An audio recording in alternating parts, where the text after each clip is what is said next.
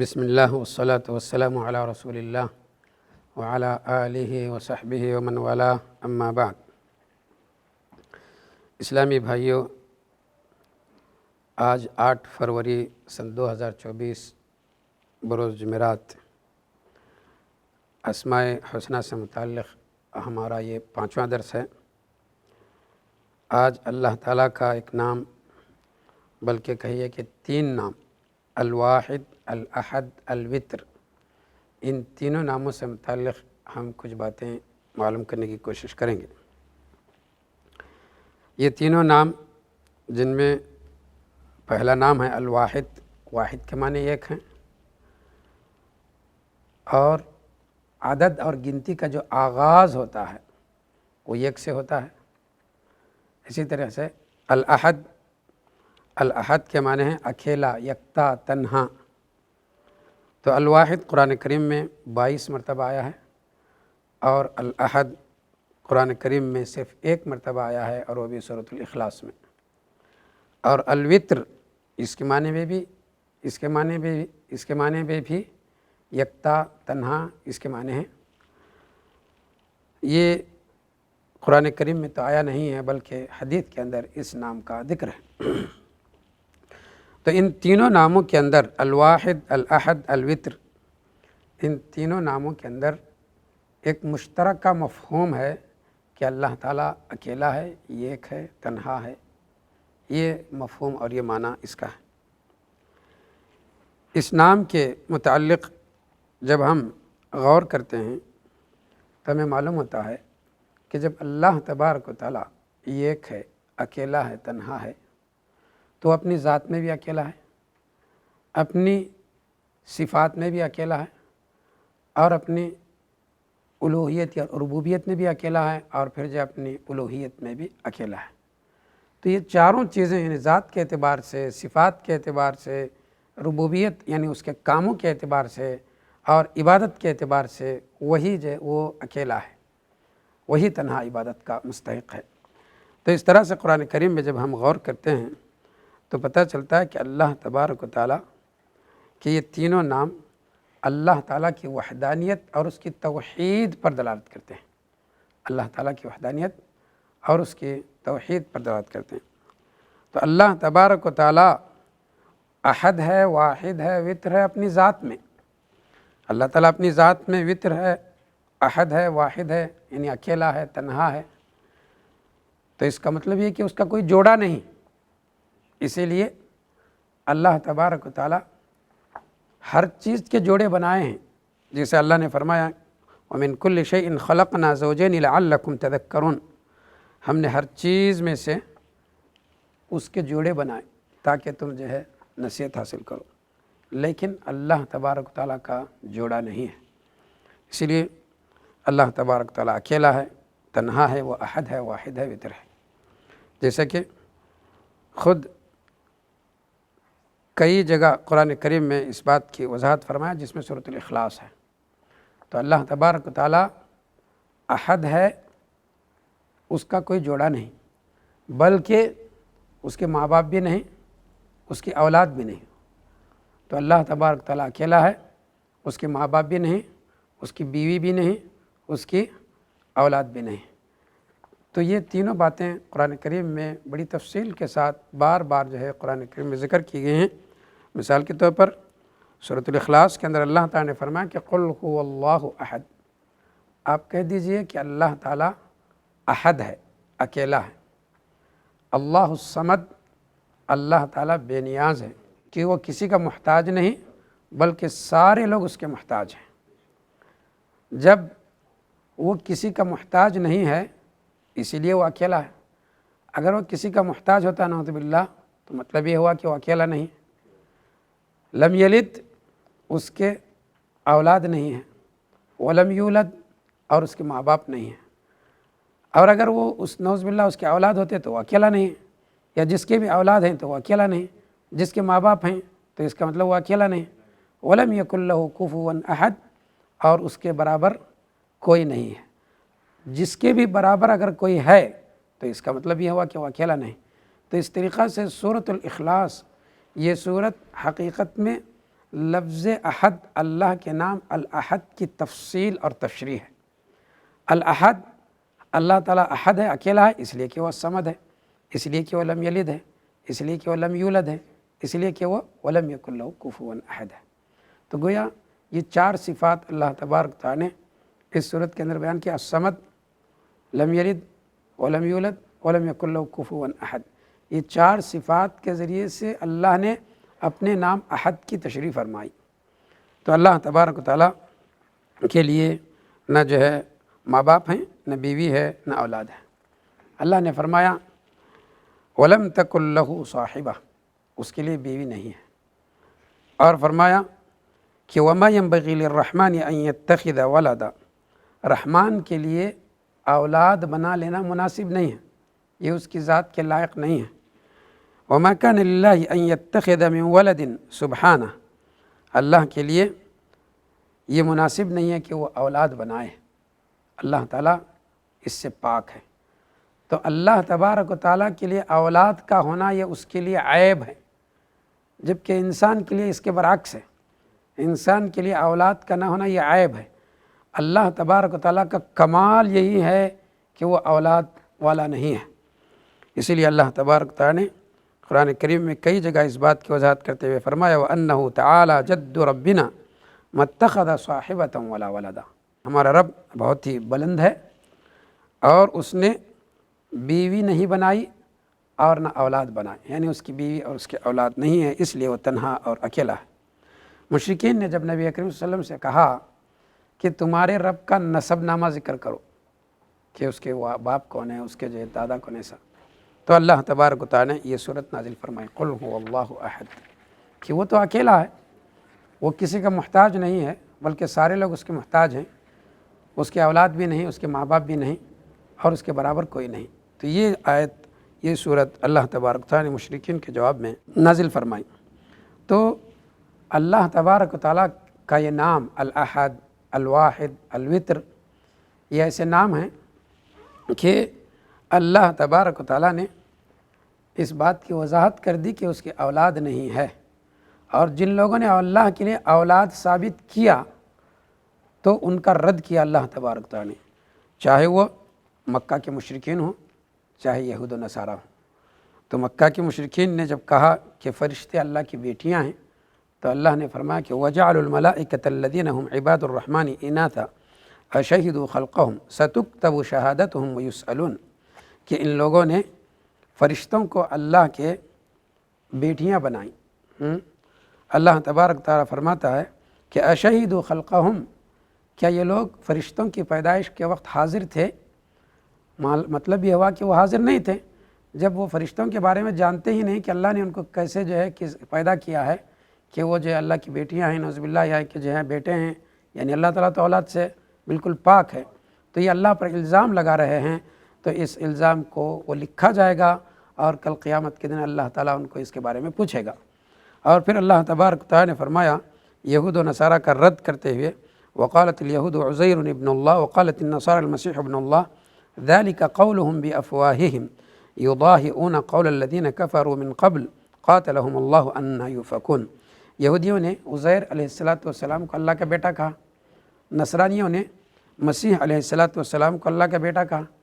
اللہ تبارک تعالیٰ نے فرمایا کہ یہ ان کی باتیں ہیں جو کافروں کے قول کے مشابہ ہیں، جو اس سے پہلے جو کافر گزر چکے ہیں ان لوگوں نے اس قسم کی کفر کی باتیں کہی ہیں، لہٰذا ان کا قول بھی کفریہ قول ہے، اللہ تعالیٰ انہیں برباد کرے، انہیں ہلاک کرے، یقیناً یہ لوگ جو ہے کہاں بھٹک رہے ہیں۔ تو ان کی باتوں کو اللہ تبارک تعالیٰ نے کفر کہا اور فرمایا کہ یہ لوگ جو ہے بھٹک رہے ہیں، جو کہ جو ہے درست بات نہیں ہے۔ اللہ نے فرمایا کہ وَيُنذِرَ الَّذِينَ قَالُوا اتَّخَذَ اللَّهُ وَلَدًا، اللہ تعالیٰ ڈراتا ہے ان لوگوں کو جنہوں نے کہا کہ اللہ تبارک و تعالیٰ کی اولاد ہیں۔ تو اللہ تبارک و تعالیٰ ان لوگوں کا رد فرمایا جنہوں نے یہ کہا کہ اللہ کی اولاد ہیں۔ تو مطلب یہ ہوا کہ اللہ تبارک و تعالیٰ تنہا ہے، احد ہے، صمد ہے، الوتر ہے، لہٰذا اس کو اولاد کی ضرورت نہیں ہے۔ اللہ نے اس بات کی نفی کی اور ان لوگوں کا رد کیا جنہوں نے اللہ تبارک و تعالیٰ کے لیے اولاد ٹھہرایا۔ احد کا اور واحد کا اور وتر کا جو مفہوم ہے وہ اللہ تبارک تعالیٰ ذات کے اعتبار سے بھی اکیلا اور تنہا ہے، اور اپنی صفات کے اعتبار سے بھی وہ تنہا ہے۔ یعنی تنہا ہے مطلب یہ ہے کہ اللہ تبارک تعالیٰ کی صفات بے مثال ہیں، وہ اس کے اندر مخلوق کی صفات سے بالکل مشابہ نہیں ہیں، بالکل اللہ تبارک تعالیٰ مخلوق کی صفات سے بالکل پاک ہے۔ اس طرح سے اللہ تبارک تعالیٰ کی صفات میں بھی مخلوق شریک نہیں ہے، اللہ تعالیٰ اکیلا ہے، اس لیے اس کی صفات نہ مخلوق کی طرح ہیں اور اللہ تعالیٰ کی صفات میں مخلوق شریک ہے۔ اس بات کا رد کرتے ہوئے اللہ تعالیٰ نے فرمایا فَلَا تَضْرِبُوا لِلَّهِ الْأَمْثَالِ إِنَّ اللَّهَ يَعْلَمُ وَأَنْتُمْ لَا تَعْلَمُونَ۔ اللہ تبارک و تعالیٰ کے لیے مثال مت بیان کرو کہ اللہ کی صفت ایسی ہے، اللہ تبارک و تعالیٰ ایسا ہے، ایسے مت بیان کرو، اس لیے کہ اللہ تعالیٰ جانتا ہے اور تم نہیں جانتے۔ اللہ نے فرمایا کہ هَلْ تَعْلَمُ لَهُ سَمِيًّا، کیا تم جانتے ہو کہ اس کا ہم نام کوئی ہے؟ مطلب یہ کہ اس کا کوئی ہم نام نہیں، اس کے جیسا کوئی نہیں ہے، تو مطلب یہ ہے کہ وہ اکیلا ہے۔ اور فرمایا کہ لَيْسَ كَمِثْلِهِ شَيْءٌ، اس کے جیسی کوئی چیز نہیں ہے۔ جب وہ اس کے جیسی کوئی چیز نہیں ہے تو وہ اکیلا ہے، وہ تنہا ہے، وہ احد ہے، واحد ہے، صمد ہے۔ وَلَمْ يَكُنْ لَهُ كُفُوًا أَحَدٌ، اس کے برابر کوئی نہیں ہے، اس کی ذات میں، اس کی صفات میں، اس کے افعال میں، اس کی ربوبیت میں کوئی اس کے جو برابر نہیں ہے۔ تیسری حیثیت سے اللہ تبارک و تعالیٰ کا یہ نام جو احد، واحد اور وتر ہے، اس کے افعال میں بھی اس کے برابر کوئی نہیں ہے، اس کا کوئی شریک نہیں ہے، اسی لیے وہ اکیلا ہے۔ اس لیے اللہ تبارک و تعالیٰ نے فرمایا وَلَمْ يَكُنْ لَهُ كُفُوًا أَحَدٌ، اس کے برابر کوئی نہیں ہے۔ اور فرمایا کہ قُلِ اللَّهُ خَالِقُ كُلِّ شَيْءٍ وَهُوَ الْوَاحِدُ الْقَهَّارُ، آپ کہہ دیجئے کہ ہر چیز کا پیدا کرنے والا اللہ تعالیٰ ہے اور وہ واحد ہے اور قہار ہے۔ تو یہ ربوبیت کے کام ہیں، پیدا کرنا اللہ تعالیٰ کی ربوبیت کا کام ہے، تو اس کے کاموں میں بھی کوئی شریک نہیں ہے، وہ تنہا ہے، وہ اکیلا ہے، اس لیے اس کا نام الواحد ہے۔ اور اللہ تبارک و تعالیٰ ان لوگوں کا رد فرمایا جنہوں نے اللہ تبارک و تعالیٰ کی ربوبیت میں یا اس کی عبادت میں شریک کیا۔ فرمایا کہ قُلِ الْحَمْدُ لِلَّهِ الَّذِي لَمْ يَتَّخِذْ وَلَدًا وَلَمْ يَكُنْ لَهُ شَرِيكٌ فِي الْمُلْكِ وَلَمْ يَكُنْ لَهُ وَلِيٌّ مِّنَ الذُّلِّ وَكَبِّرْهُ تَكْبِيرًا، آپ کہہ دیجئے کہ تمام تعریف اللہ کے لیے ہیں جس نے اولاد نہیں بنایا، یعنی جس کی اولاد نہیں ہے، اس لیے کہ وہ تنہا ہے۔ وَلَمْ يَكُنْ لَهُ شَرِيكٌ فِي الْمُلْكِ، اس کائنات کے چلانے میں، اس کائنات کی ملکیت میں، اس کائنات کی بادشاہت میں اس کا کوئی شریک نہیں ہے۔ ہاں، یہ ربوبیت ہے اللہ تعالیٰ کی، اس میں اس کا کوئی شریک نہیں ہے۔ وَلَمْ يَكُنْ لَهُ وَلِيٌّ مِّنَ الذُّلِّ، کمزوری کی وجہ سے اس کا کوئی مددگار بھی نہیں۔ اس کائنات کو چلانے میں نعوذ باللہ اللہ تعالیٰ کمزور نہیں ہے، اگر کمزور ہوتا تو کمزوری کو دور کرنے کے لیے مددگار کی ضرورت ہوتی ہے، جیسا کہ جو ہے دنیا کے اندر صدر اور دوسرے پردھان منتری جو ہوتے ہیں، ان کے جو بہت سے منتری ہوتے ہیں، وزراء ہوتے ہیں، منسٹر ہوتے ہیں جو ان کی مدد کرتے ہیں، لیکن اللہ تبارک و تعالیٰ کمزور نہیں ہے اپنے کاموں کو چلانے میں، اس نظام کو چلانے میں۔ تو اللہ تبارک و تعالیٰ کی ربوبیت میں بھی اس کا کوئی شریک نہیں ہے، وہ تنہا ہے، اس لیے اس کا نام الاحد، الواحد، الوتر ہے۔ چوتھی حیثیت سے اللہ تبارک و تعالیٰ کے یہ نام الاحد، الواحد، الوتر، اللہ تبارک و تعالیٰ اکیلا، یکتا اور تنہا ہے اپنی عبادت میں بھی، اپنی الوہیت میں بھی، اس لیے عبادت کے لائق اللہ کے علاوہ کوئی نہیں، عبادت کا مستحق اللہ کے علاوہ کوئی نہیں، اس لیے کہ وہ واحد ہے، احد ہے، جیسا کہ اللہ تبارک و تعالیٰ نے اس بات کی وضاحت کئی جگہ قرآن مجید میں فرمائی۔ نبی کریم صلی اللہ علیہ وسلم سے اس بات کا اعلان کرنے کے لیے کہا گا قُلْ إِنَّمَا أَنَا بَشَرٌ مِثْلُكُمْ يُوحَىٰ إِلَيَّ أَنَّمَا إِلَٰهُكُمْ إِلَٰهٌ وَاحِدٌ، آپ کہہ دیجئے کہ میں تمہارے جیسا انسان ہوں، میری طرف وحی کی جاتی ہے کہ تمہارا معبود ایک معبود ہے۔ اور اللہ نے فرمایا کہ قُلْ إِنَّمَا أَنَا بَشَرٌ مِثْلُكُمْ يُوحَىٰ إِلَيَّ أَنَّمَا إِلَٰهُكُمْ إِلَٰهٌ وَاحِدٌ فَاسْتَقِيمُوا إِلَيْهِ، کہ نبی کریم صلی اللہ علیہ وسلم سے کہا جا رہا ہے کہ آپ کہہ دیجئے کہ تمہارا معبود ایک معبود ہے، اسی کی طرف تم جو استقامت کے ساتھ رہو۔ تو اللہ تبارک و تعالیٰ اکیلا ہے، اسی لیے اس معبود بھی اکیلا ہے، عبادت کے لائق وہی اکیلا عبادت کے مستحق ہے۔ اس کے علاوہ کوئی عبادت کے مستحق نہیں ہے اور اس کی عبادت میں اس کا کوئی شریک نہیں ہے۔ اس بات کا اعلان کرتے ہوئے اللہ نے فرمایا قل انما انا منذر وما من الہ الا اللہ الواحد القہار، آپ کہہ دیجئے کہ میں تم کو ڈرانے والا ہوں، وما من الہ الا اللہ الواحد القہار، کوئی الہ نہیں ہے، کوئی معبود نہیں ہے، یعنی کوئی سچا معبود نہیں ہے سوائے اللہ تعالیٰ کے جو واحد ہے اور قہار ہے۔ تو اللہ تبارک و تعالیٰ تنہا عبادت کا مستحق ہے، اس کی عبادت میں کوئی دوسرا شریک نہیں ہے، اس لیے اس کا نام الواحد ہے۔ اس لیے اللہ تبارک و تعالیٰ فرمایا کہ وَلَا يُشْرِكْ بِعِبَادَةِ رَبِّهِ أَحَدًا، اپنے رب کی عبادت میں کسی کو شریک مت کرو، اس لیے کہ وہ واحد ہے اور وہ احد ہے اور وہی تنہا عبادت کا مستحق ہے۔ اللہ تبارک و تعالیٰ قرآن کریم میں کئی جگہ اس بات کو واضح فرمایا۔ ایک جگہ فرمایا کہ فَلَا تَجْعَلُوا لِلَّهِ أَنْدَادًا وَأَنْتُمْ تَعْلَمُونَ، تم جانتے بوجھتے اللہ تعالیٰ کے ساتھ شریک مت ٹھہراؤ، اس لیے کہ وہ اکیلا ہے، وہ واحد ہے، احد ہے، لہٰذا جب وہ اکیلا ہے تو عبادت میں بھی اکیلا ہے، لہٰذا اس کے ساتھ کسی کو شریک مت ٹھہراؤ۔ نبی کریم صلی اللہ علیہ وسلم عرفہ کے دن ایک دعا پڑھتے تھے۔ آپ صلی اللہ علیہ وسلم نے فرمایا کہ سب سے بہترین دعا جس کو میں نے عرفہ کے دن پڑھا ہے اور مجھ سے پہلے تمام نبیوں نے عرفہ کے دن میں یہ دعا پڑھی ہے، تو یہ افضل ترین دن عرفہ کا دن ہے، اور اس افضل ترین دن میں افضل ذکر نبی اکرم صلی اللہ علیہ وسلم نے فرمایا، اور وہ کیا ہے؟ لا الہ الا اللہ وحدہ لا شریک لہ لہ الملک و لہ الحمد وہو علی کل شیء قدیر۔ تو اس دعا کے اندر اس بات کی وضاحت کی گئی کہ صرف اور صرف اللہ ہی عبادت کے لائق ہے، اللہ ہی عبادت کے مستحق ہے، لا الہ الا اللہ، اللہ کے علاوہ کوئی سچا معبود نہیں ہے۔ مزید تاکید فرمائی وحدہ، یعنی وہی اکیلا عبادت کا مستحق ہے، لا شریک لہ، اس کی عبادت میں کوئی شریک نہیں ہے۔ لا الہ الا اللہ کے اندر دو باتیں ہیں۔ پہلی بات یہ کہ لا الہ یعنی کوئی سچا معبود ہے ہی نہیں الا اللہ، سوائے اللہ کے، تو یہ شرک کی نفی کی گئی، شرک کا انکار کیا گیا، اور جو ہے توحید کا اللہ کے لیے اقرار کیا گیا۔ تو جس چیز کی نفی کی گئی شرک کی، تو اس کی مزید تاکید کرتے ہوئے اس دعا کے اندر فرمایا گیا لا شریک لہ، اس کا کوئی شریک نہیں اس کی عبادت میں۔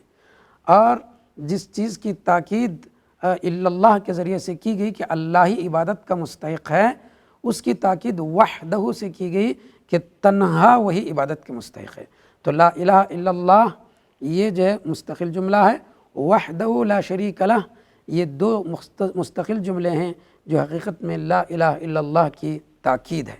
تو اس طرح سے اللہ تبارک و تعالیٰ جو ہے جس کا نام واحد اور احد ہے، اس کے مفہوم میں یہ بات شامل ہے کہ تنہا اللہ ہی عبادت کا مستحق ہے، جس کی وضاحت اس عظیم ترین ذکر کے اندر جو کی گئی ہے۔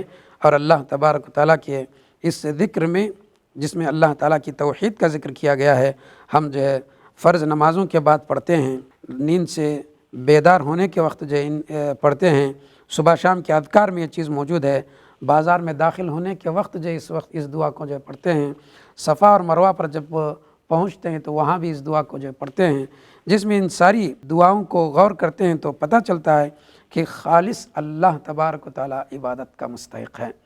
اور یہ حقیقت میں الواحد اور الاحد کی تفصیل اور تشریح جو ہے ان جملوں میں جو ہے فرمائی گئی ہے۔ یہاں ایک اہم بات یہ بھی ہے کہ سورۃ الکافرون میں جس بات کا ذکر کیا گیا ہے وہ اسی بات کا ذکر کیا گیا ہے، قل یا ایھا الکافرون لا اعبد ما تعبدون، کہ اے کافرو، آپ کہہ دیجئے کہ اے کافرو، جن چیزوں کی تم عبادت کر رہے ہو میں اس کی عبادت نہیں کرتا، اور جس ذات کی میں عبادت کر رہا ہوں اس کی تم عبادت نہیں کرتے، لہٰذا تمہارا دین تمہارے لیے، میرا دین میرے لیے۔ تو یہ حقیقت میں اللہ تبارک و تعالیٰ کے لیے عبادت کو خالص کرنے کا اعلان ہے کہ اللہ تبارک و تعالیٰ واحد اور احد ہے اور وہی تنہا عبادت کا مستحق ہے۔ تو یہ عملی توحید ہے، اس کو عملی توحید کہتے ہیں، جس کا ذکر سورۃ الکافرون میں ہے۔ اور سورۃ الاخلاص میں ایسی توحید کا ذکر ہے جس کا تعلق علم سے ہے، معرفت سے ہے، کہ اللہ تعالیٰ کی صفات، اللہ کی ربوبیت، اللہ تعالیٰ کے نام، یہ جب تک اس کے بارے میں اللہ اور اس کے رسول نہ بتائیں اس کا ہمیں علم نہیں ہوگا۔ اللہ کے بارے میں جب تک اللہ ہمیں نہ بتائے، رسول نہ بتائیں، ہمیں اس کا علم نہیں ہوگا۔ تو اس میں خالص اللہ تبارک و تعالیٰ کی صفات اور اس کی ربوبیت کا ذکر ہے، اس لیے اس کو توحید علمی کہا جاتا ہے۔ یعنی یہ ایسی توحید ہے سورۃ الاخلاص میں جس کا تعلق علم سے ہے، اور سورۃ الکافرون میں جس توحید کا ذکر ہے اس کا تعلق عمل سے ہے۔ تو یہ دونوں توحید جس کا تعلق علم اور عمل سے ہے، سورۃ الکافرون اور سورۃ الاخلاص میں جو ذکر کیا گیا ہے، نبی کریم صلی اللہ علیہ وسلم ان دونوں صورتوں کو سب سے پہلی نماز جو دن کی پہلی نماز ہے سنت الفجر، فجر کی جو 2 رکعت سنت ہے، ان میں جو ہے آپ صلی اللہ علیہ وسلم ان دونوں صورتوں کو پڑھتے تھے سورہ فاتحہ کے بعد۔ اس طریقہ سے اپنے دن کا آغاز، اپنی نمازوں کا آغاز اس توحید علمی اور توحید عملی کے ذریعے سے فرماتے ہیں۔ اور سب سے آخری نماز وتر کی نماز ہے، اور وتر کی 3 رکعت نمازوں میں آخری 2 رکعتوں میں نبی کریم صلی اللہ علیہ وسلم قل یا الکافرون اور قل هو اللہ احد پڑھتے تھے، جس سے اس بات کا ہمیں علم ہوتا ہے کہ یقیناً توحید ابتدا بھی ہے اور انتہا بھی ہے۔ دن کا آغاز بھی نبی اکرم صلی اللہ علیہ وسلم توحید سے کرتے تھے، اور جو ہے نمازوں کی انتہا یا جو ہے کہو کہ دن کی انتہا بھی جو ہے توحید سے کرتے تھے۔ تو یہ عظیم ترین نام ہے جس کے اندر ان دونوں قسم کی توحید کا ذکر ہے۔ تو عبادت کے اعتبار سے اللہ تبارک و تعالیٰ تنہا ہے، اکیلا ہے، وہ واحد ہے اور احد ہے۔ اس لیے جن لوگوں نے بھی اللہ کی عبادت میں کسی کو شریک کیا تو اس کا اللہ تبارک و تعالیٰ نے رد فرمایا۔ جن لوگوں نے بہت سے معبودوں کو بنا لیا ان کا بھی اللہ نے رد کیا، جیسا کہ یوسف علیہ السلام اپنے قید کے ساتھیوں سے کہا کہ یا صاحب السجن ارباب متفرقون خیر ام اللہ الواحد القہار، اے میرے جیل کے ساتھیوں، کیا بہت سے رب زیادہ بہتر ہیں یا یہ ایک اللہ جو کہ واحد اور قہار ہے؟ تو جس قہار جو واحد اور قہار ہے وہی جو ہے حقیقت میں رب ہے، اور وہی جو ہے عبادت کا مستحق ہے۔ تو اس آیت کے اندر بہت سے معبود جن لوگوں نے بنا لیا ہے ان معبودوں کا رد کرتے ہوئے اللہ نے کہا کہ حقیقت میں معبود ایک ہے۔ اور پھر نصرانیوں کا رد کرتے ہوئے اللہ نے فرمایا لقد کفر الذین قالوا ان اللہ ثالث ثلاثہ وما من الہ الا الہ واحد۔ تو نصرانیوں نے 3 معبود بنا لیے، عیسیٰ علیہ السلام اللہ تعالیٰ، عیسیٰ علیہ السلام اور جو ہے مریم۔ تو ان 3 معبودوں کی وہ عبادت کرتے تھے، تو یہ من گھڑت بات تھی۔ اللہ نے رد کر دیا کہ وما من الہ الا الہ واحد، کوئی معبود نہیں ہے سوائے ایک معبود کے، تو وہی سچا معبود ہے، وہ اللہ تعالیٰ ہے۔ لہذا عیسیٰ علیہ السلام کو 3 میں کا ایک معبود مت کہو۔ اسی طرح سے ان لوگوں نے جنہوں نے جو ہے 2 معبود جو ہے بنائے ان کا بھی اللہ نے رد کیا، فرمایا کہ وقال اللہ لا تتخذوا الہین اثنین انما هو الہ واحد فإیایا فرہبون۔ اللہ تعالیٰ فرماتا ہے کہ لا تتخذوا الہین اثنین، تم 2 معبود مت بناؤ، یقیناً وہی ایک معبود ہے، انما ہوا الہ واحد، اللہ تعالیٰ تو ایک ہی معبود ہے۔ اور اللہ تبارک و تعالیٰ تنہا عبادت کے مستحق ہے، اسی لیے لوگوں کو اسی بات کی دعوت دی اور اسی بات کا اعلان فرمایا کہ ھذا بلاغ للناس ولینذروا بہ وليعلموا انما هو الہ واحد وليذکر اولو الالباب، کہ اللہ تبارک و تعالیٰ تنہا معبود ہے، لہٰذا لوگوں کو چاہیے کہ اس بات کو جان لیں۔ قرآن کریم میں کئی جگہ اللہ تبارک و تعالیٰ نے اس بات کی وضاحت فرمائی کہ انما الہکم الہ واحد، تمہارا معبود ایک معبود ہے۔ اور نصرانیوں کا رد کرتے ہوئے خصوصی طور پر اللہ تعالیٰ نے انہیں جو فرمایا کہ وما امروا الا لیعبدوا الہ واحدا لا الہ الا هو سبحانہ عما یشرکون، انہیں بھی اسی بات کا حکم دیا گیا تھا کہ وہ ایک معبود کی عبادت کریں، اس لیے کہ اس کے علاوہ کوئی سچا معبود نہیں ہے۔ اللہ تبارک و تعالیٰ پاک ہے ان مشرکوں کے شرک سے جو اللہ کی ذات میں شرک کرتے ہیں۔ تو اس طریقہ سے اس نام کے اندر ایک چوتھا مفہوم جو ہم نے بیان کیا وہ ہے کہ عبادت تنہا اللہ تبارک و تعالیٰ کی ہونا چاہیے، اس لیے کہ اللہ واحد ہے، احد ہے، الوتر ہے، لہٰذا عبادت بھی اسی تنہا اللہ کی ہونی چاہیے، جیسا کہ ان مختلف آیات کے ذریعے سے ذکر کیا گیا۔ یہ تینوں نام ان کی کچھ خصوصیات ہیں۔ پہلی خصوصیت یہ ہے کہ بعض اہل علم نے اس نام کو بھی اسم اعظم کہا ہے، اس لیے کہ جس حدیث کے اندر اسم اعظم کا ذکر ہے اس میں یہ نام بھی ہے، اللہ بھی ہے اور الاحد بھی ہے، جیسا کہ اس سے پہلے بھی یہ بات گزر چکی کہ نبی کریم صلی اللہ علیہ وسلم نے ایک شخص کو یہ دعا پڑھتے ہوئے سنا، اللہم انی اسألک بانی اشہد انک انت اللہ لا الہ الا انت الاحد الصمد الذی لم یلد ولم یولد ولم یکن لہ کفوا احد، کہ اے اللہ بے شک میں تجھ سے طلب کرتا ہوں، مانگتا ہوں اور اس بات کی گواہی دیتا ہوں کہ تو اللہ ہے، تیرے علاوہ کوئی سچا معبود نہیں ہے، تو الاحد ہے، تو الصمد ہے۔ تو اسی حدیث کی روشنی میں بعض اہل علم نے الاحد کو بھی اسم اعظم کہا ہے، اس لیے کہ نبی اکرم صلی اللہ علیہ وسلم نے اس کے بعد فرمایا والذی نفسی بیدہ لقد سأل اللہ باسمہ الاعظم الذی اذا دعی به اجاب واذا سئل به اعطا، قسم ہے اس ذات کی جس کے ہاتھ میں میری جان ہے، اور اس نے اللہ تبارک و تعالیٰ سے مانگا ہے ایسے نام کے ذریعے سے جو اس کا اسم اعظم ہے، جس کے ذریعے سے دعا کی جائے تو قبول ہوتی ہے اور جب مانگا جاتا ہے تو اللہ تعالیٰ عطا کرتا ہے۔ اس نام کی دوسری خصوصیت یہ ہے کہ یہ نام اللہ کے لیے خاص ہے، جس طریقہ سے اللہ کا نام اللہ کے لیے خاص ہے، جیسے الرحمن اللہ کے لیے خاص ہے، کچھ نام ایسے ہیں جو صرف اور صرف اللہ کے لیے خاص ہیں، دوسروں کے لیے جائز اور درست نہیں ہیں، تو ان میں سے الاحد بھی ایک ایسا نام ہے جو اللہ کے لیے خاص ہے۔ اس کی نام کی تیسری خصوصیت یہ ہے کہ یہ نام قرآن کریم میں تقریباً 6 جگہ القہار کے ساتھ مل کر کے آیا ہے، 6 جگہ قرآن کریم میں تقریباً القہار کے ساتھ مل کر کے آیا، جیسا کہ اللہ نے فرمایا کہ قل انما انا منذر وما من الہ الا اللہ الواحد القہار، اور فرمایا کہ یوم تبدل الارض غیر الارض والسماوات وبرزوا للہ الواحد القہار، تو قہار کے ساتھ جو ہے تقریباً 6 جگہ اس نام کو ذکر کیا گیا ہے۔ تو اس نام کا مطلب جب قہار کے ساتھ آتا ہے تو اس نام کے اندر اور بھی مزید خوبی پیدا ہوتی ہے۔ اللہ تعالیٰ کے جتنے نام ہیں جب ایک سے 2 نام مل کر کے آتے ہیں تو اس کے اندر ان ناموں کے اندر مزید جو ہے خوبی پیدا ہوتی ہے، مزید اس کا مفہوم اور زیادہ جو ہے اچھا جو ہے مفہوم اس کے اندر نکلتا ہے۔ مثلاً جب اللہ تبارک و تعالیٰ اپنی ذات، اپنی ربوبیت، اپنی اسماء اور صفات اور اپنی الوہیت میں تنہا اور اکیلا ہے تو وہ وہی تنہا ہر چیز پر غالب بھی ہے۔ جب وہ واحد ہے، ہر چیز میں واحد ہے، تو غلبے کے اعتبار سے بھی وہ ہر چیز پر جو غالب ہے۔ تو جس طریقہ سے اللہ تبارک و تعالیٰ ذات کے اعتبار سے اکیلا ہے، ویسے ہی غلبے کے اعتبار سے بھی اکیلا ہے۔ تو جو ذات غالب ہے وہ اکیلا ہے، اور جو اکیلا ہے وہی غالب ہے۔ جو قہار ہے وہی واحد ہے، اور جو واحد ہے وہی جو قہار ہے۔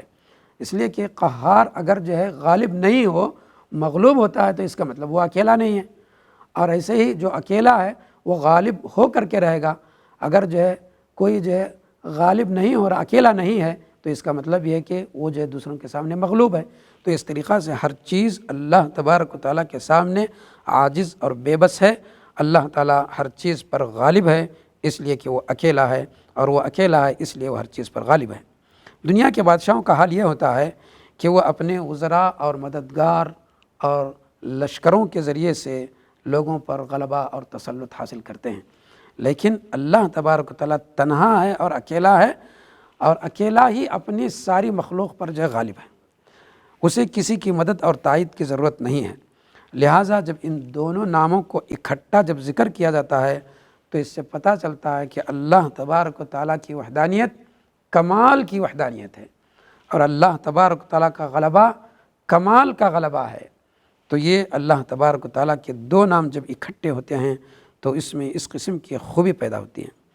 اس نام کی ایک چوتھی خصوصیت یہ ہے کہ الاحد ذات اور صفات میں جو تنہا ہے اس کو کہا جاتا ہے۔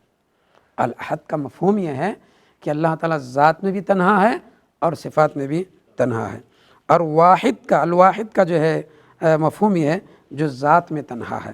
تو اس طریقہ سے ایک فرق یہ بھی جو ہے معنی کے اعتبار سے اہل علم نے بیان کیا۔ اور اس کا ایک چوتھا مفہوم یا چوتھا فرق یہ ہے کہ یا چوتھا خصوصیات بیان ہو رہی ہیں، تو چوتھی خصوصیت یہ ہے اس نام کی کہ سورۃ الاخلاص میں اس نام کو جو ذکر کیا گیا ہے تو الصمد کے ساتھ ذکر کیا گیا ہے۔ الصمد کے ساتھ اس نام کو ذکر کیا گیا ہے، یعنی اللہ تبارک و تعالیٰ ساری مخلوق سے بے نیاز ہے، ساری مخلوق اس کی محتاج ہے، اور اللہ تبارک و تعالیٰ کسی کا محتاج نہیں ہے۔ جب ان دونوں ناموں کو ملاتے ہیں الصمد اور الاحد کو، تو جو ذات تنہا ہے وہی صمد ہے، اور جو صمد ہے وہی تنہا ہے۔ تو اس طریقہ سے اس نام کے اندر ایک اور خوبی پیدا ہوتی ہے جب اس کو الصمد کے ساتھ ذکر کیا جاتا ہے۔ تو یہ اس نام کا جو ذکر قرآن کریم میں ذکر ہوا ہے کہ الواحد یا تو القہار کے ساتھ ذکر ہوا ہے، اور یہ تقریباً 6 مرتبہ ذکر ہے، اور الصمد کا صرف ایک ہی مرتبہ ذکر ہے اس نام کے ساتھ، جو کہ سورہ اخلاص کے اندر ہے۔ الوتر سے متعلق کچھ اور باتیں ہیں کہ الوتر قرآن کریم میں نہیں بلکہ حدیث کے اندر وارد ہے، جیسا کہ نبی کریم صلی اللہ علیہ وسلم نے بخاری اور مسلم کی ایک روایت میں فرمایا للہ 99 اسما 100 الا واحدہ لا يحفظها احد الا دخل الجنہ وهو وتر يحب الوتر، کہ اللہ کے لیے 99 نام ہیں، یعنی 100 میں ایک کم، 100 الا واحدہ لا يحفظها احد الا دخل الجنہ، جو بھی ان ناموں کو یاد کرے گا وہ جنت میں داخل ہوگا۔ اور اللہ تعالیٰ وتر ہے اور وتر کو پسند کرتا ہے، اللہ تعالیٰ وتر ہے اور وتر کو پسند کرتا ہے۔ تو جب بندہ توحید اور اخلاص کے ساتھ شرک سے بچ کر کے اللہ کی عبادت کرتا ہے تو اللہ تعالیٰ اسے پسند کرتا ہے۔ اللہ تعالیٰ وتر ہے اور وتر کو پسند کرتا ہے، یعنی اللہ تعالیٰ کا یہ نام الوتر، اس کے مطابق جب وہ اللہ کی عبادت کرے گا تو اللہ تعالیٰ کو وہ بندہ جو پسند ہے۔ وتر کے اصل معنی طاق کے ہیں، اور طاق عدد کیا ہے؟ ایک بھی طاق عدد ہے، 3 ہے، 5 ہے، 7 ہے۔ اس طریقہ سے جو بھی طاق عدد ہیں ان کو جو ہے وتر کہا جاتا ہے۔ تو جتنی بھی عبادات میں اللہ نے اور اس کے رسول نے طاق عدد میں مشروع کی ہیں وہ بھی اللہ تبارک تعالیٰ کو پسند ہیں۔ ایسی بہت سی عبادات ہیں، جیسے کہ مثال کے طور پر نمازیں 5 ہیں، یہ طاق عدد ہے۔ وتر کی نمازیں یہ جو ہے 3 ہیں یا 1 ہے یا اس سے کچھ زیادہ ہیں، تو یہ بھی جو ہے وتر ہیں اور یہ طاق ہیں، اللہ کو پسند ہے۔ اسی لیے ایک روایت میں نبی اکرم صلی اللہ علیہ وسلم نے فرمایا کہ اوتروا یا اہل القرآن فإن اللہ یحب الوتر، اے اہل قرآن وتر کی نماز پڑھو، اس لیے کہ اللہ تعالیٰ وتر کو پسند کرتا ہے۔ وضو کے اندر اعضائے وضو کو 3 مرتبہ دھونے کا بھی ذکر ہے۔ نماز کے بعد 3 مرتبہ استغفر اللہ کہنا ہے، یہ سب جو طاق عدد ہے جو اللہ کو پسند ہے۔ صبح شام کی دعاؤں میں 3 مرتبہ بہت سی دعائیں پڑھنے کے بارے میں نبی اکرم صلی اللہ علیہ وسلم نے فرمایا ہے، جن میں جو ہے معوذات ہیں، قل هو اللہ احد، قل اعوذ برب الفلق، قل اعوذ برب الناس، اور جب بسم اللہ الذی لا یضر مع اسمہ شیء فی الارض ولا فی السماء وهو السمیع العلیم، سبحان اللہ بحمدہ عدد خلقہ، یہ سب ایسی دعائیں اور ایسے اذکار ہیں جن کو 3 مرتبہ پڑھنے کے لیے نبی اکرم صلی اللہ علیہ وسلم نے فرمایا، اس لیے کہ یہ طاق عدد ہے اور طاق عدد اللہ کو پسند ہے۔ میت کو 3 اور 7 کپڑوں میں کفن دیا جاتا ہے، مرد آدمی کو 3 کفن میں 3 کپڑوں میں، اور جو عورت کے لیے 7 کپڑوں میں، تو یہ جو ہے طاق عدد ہے۔ مدینے کی 7 کھجور یا اجوا کھجور جو شخص کھائے گا وہ جو ہے جادو وغیرہ کے اثر سے بچ جائے گا، تو 7 عدد یہ اللہ کو پسند ہے۔ نبی اکرم صلی اللہ علیہ وسلم نے 7 عدد کھجور کھانے کی ترغیب دی۔ 3 مرتبہ یا 3 سانس میں پانی پینے کے لیے نبی اکرم صلی اللہ علیہ وسلم نے فرمایا، تو یہ جو طاق عدد ہے۔ تو اس طریقہ سے بہت سے اذکار ایسے ہیں یا بہت سے ایسے کام ہیں جس کو اللہ اور اس کے رسول نے مشروع کیا ہے، جو کہ طاق عدد میں ہیں، اور یہ سب اللہ کو پسند ہے۔ اسی طریقہ سے طواف اور سعی کے جو چکر ہیں وہ 7 ہیں۔ عرفہ کا دن 9واں دن ہے، یہ بھی طاق عدد ہے، جو سب سے افضل ترین دن ہے، ایام میں سب سے افضل دن ہے۔ یہ سب طاق عدد ہیں جو اللہ کو پسند ہے۔ اسی طریقہ سے اللہ تبارک و تعالیٰ کے نام 99 نام جو یاد کرے گا، 99 نام جو یاد کرے گا، اللہ تبارک و تعالیٰ اس کو جو جنت میں داخل کرے گا۔ تو یہ الوتر کی کچھ خصوصیات اور کچھ جو ہے خوبیاں تھیں، اور ان تینوں ناموں سے متعلق جو یہ کچھ باتیں تھیں کہ الواحد، الاحد اور الوتر۔ خلاصہ کلام یہ ہے کہ اللہ تبارک و تعالیٰ اکیلا اور تنہا ہے، اپنی ذات میں، اپنی صفات میں، اپنی ربوبیت اور افعال میں، اور اپنی عبادت میں۔ تو لہٰذا جو لوگ بھی اس کے خلاف کیے، اللہ تبارک و تعالیٰ نے ان پر رد فرمایا اور فرمایا کہ اللہ تعالیٰ تو اکیلا ہے، لہٰذا ان ساری چیزوں میں اس کو اکیلا ماننا اور اسی کے مطابق جو ہے جیسا اللہ اور اس کے رسول نے بتایا ہے اس پر عمل کرنا، یہ اللہ تبارک و تعالیٰ کو زیادہ پسند ہے۔ اللہ تبارک و تعالیٰ سے دعا ہے کہ اللہ تبارک و تعالیٰ ہمیں جو اس کے ناموں کو ویسا ہی سمجھنے اور ویسا ہی جاننے کی توفیق اور سعادت نصیب فرمائیں جیسا اللہ اور اس کے رسول کی مراد ہے۔ وآخر دعوانا الحمدللہ رب العالمین۔